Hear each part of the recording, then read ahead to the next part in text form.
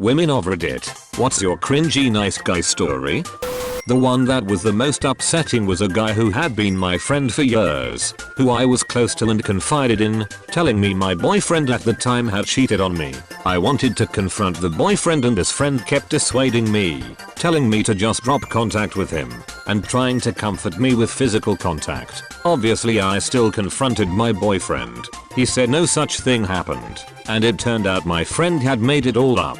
Don't bother to verify this. Just trust me. Now let's fuck. Him repeatedly asking you don't believe me was really what made me not believe him. Number 1 sign of someone who is 100% telling the truth. Pair that with insisting that no one else should comment on the situation. And it's a winning combination of truth. He probably had this rom-com fantasy in his head that your eyes would be open after you dump the cheating boyfriend and realize he was the one you were always waiting for.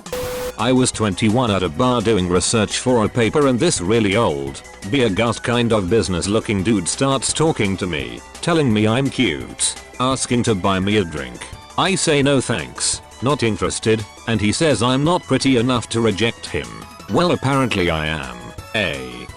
A guy at a bar bought me a drink, even though I really tried to not accept it, and he asked me if I was single. I told him that I was dating someone and he took the drink back and called me an ugly whore.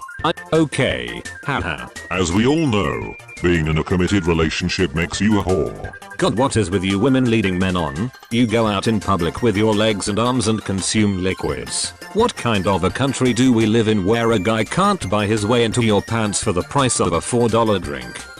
We met on OkCupid and after like 2 weeks decided to go meet. We both went into coffee so we decided to eat at dinner together. At his place, we agreed to meet at the mall to buy groceries. He couldn't decide even one thing, but when I would take a certain brand he would mention how his grandmother would take some other. At the end I made him to pick at least one thing, appetizer, thinking of soup or something, so he picked blueberries. I paid. We came to his apartment. He couldn't cook, which I didn't mind, but he didn't even feel like helping.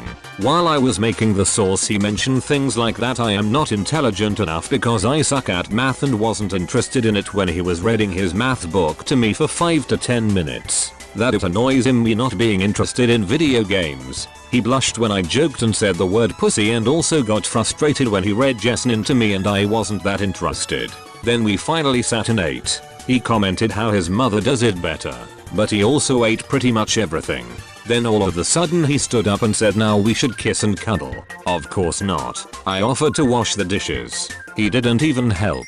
I felt sorry for him the entire time. That's why I just didn't leave. I kept waiting for it to escalate, but it just got sadder and sadder. The worst part was that I thought that we'll never see each other again because the date sucked, but afterwards he became quite annoying. Like going on some trip just because I was in the group and such. My shitty move at the time was instead of telling him that I am not interested I started doing weird stuff like buying Playboy magazine that he cools off. Edit. Since I wasn't clear enough. The group thing. At the time we were both students and student union was organizing some one-day trips here and there. He wasn't interested in going but during the date I mentioned that I'll go to some. So guess who showed up? The magazine thing. On the trip I bought the Playboy magazine that he sees me reading it.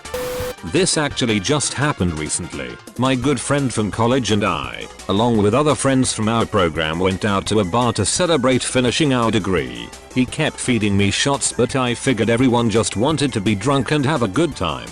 The night is coming to an end and I'm quite incapacitated. My good friend frantically approaches me saying that he had just seen a guy put something in my drink, which I had just finished. He told me that I would soon be unconscious and it was best that he take me back to his apartment so he could take care of me, being heavily drunk and also quite scared. I agreed and he helped me back to his apartment. After making me something to eat and giving me some water, we set up camp for the night on his couch. He put on a movie and he said he would sit and watch me sleep to make sure I didn't throw up or anything. As I started to doze off he started touching me. First on my feet and knees and then my upper thigh. I confronted him about it and he said after everything he had done he felt he deserved compensation. I laughed it off but after he tried to make a move again I got angry and we began fighting. He exposed to me that no one had put anything in my drink and it was all a ploy to allow him to make his move. After some more arguing he decided it was best I left, and he kicked me out of his apartment at 3 AM while I was still considerably drunk. This is someone whom I've trusted and spent 4 years being friends with. Safe to say I'll be a lot more speculative with future male friends. That's so fucking rappy and manipulative.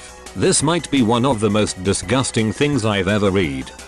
The logic was, if he blushes at the word pussy he'll get disgusted by me if he sees me reading it. So not a stereotypical nice guy really, but I met him at a party, gave him a ride home, and after belting out "Don't Stop Believing" together, he asked for my number. We went on one date and texted for a week. Then Saturday morning, I woke up to 50+ texts that started with asking what I was doing, sleeping because I worked in the morning, and went all the way up to I should just kill myself since no one wants to talk to me. I told him that was unacceptable as I had already told him I worked Saturday morning, but even if I hadn't there's no reason to text me over 50 times. If I'm not answering, I'm not answering.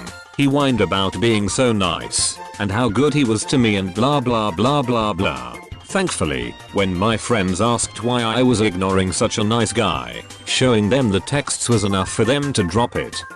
I work retail, and have for more than 25 years. I once, about 9 years ago, when I worked in a liquor store, had an older customer that would come in, and, I thought, play flirt with me. A lot of customers play flirted with me, so I didn't think anything of it. Plus, this guy was, like, twice my age, and I was no spring chicken. I had no idea that he seriously thought we were really flirting. Until one day, he asked me out, not in a regular way, mind you. Oh, no, he said, so, we've known each other for a while. Now, I'll just wait until you're off tonight, and then we can go out. I'll take you to expensive restaurant. I politely declined. He went ballistic. Long story short, the manager banned him from the store for life. Thank God. There's something truly shitty about seriously trying to flirt with someone at their place of work, since they can't escape and, usually, have to be nice. Long story short, the manager banned him from the store for life. Manager here. This happens every couple months with our bubbly, attractive clerk. People bring gifts, call the store to talk to her, engage her in endless conversations. We've had to threaten to ban 3 different guys, all of them over 40. Clark is 25. After being told point blank they are being creepy and inappropriate, they usually get huffy and say they'll never shop here again. Great, thank you. Kept trying to hug me, like, every time he would see me, I'd never hug him back, yet he kept trying. I was at work study then, and he'd go to where I work just to see me. I'd be walking down the hallway with a professor and they'd watch this guy 5 times the size of me open his arms to hug me as I walked by him. I don't know if it counts as nice guy, but it was really cringy. Where's my hug? I went on a first date with a guy, casual date for coffee. It wasn't terrible but it was obvious that we didn't really click that well. He did the typical nice guy stuff during the date where he talked about how he was different from other guys, knew how to treat a woman, some talking down on gym bros, etc. I ended the date pretty quickly as I wasn't really feeling it, and had just gotten off of a midnight shift so it was past my bedtime. He insisted on walking me to my car and opening the door for me. Fine, whatever. Then he hugged me, and when we went to break apart, he tried kissing me. I turned my face and he immediately got agitated, blocked me from entering my car and said what? No kiss. I'm a pretty easygoing and tolerant person but that was the first time something like that had ever happened and I immediately felt a slight bit of fear, as the guy was blocking my car and was about 6'4", so much larger than me.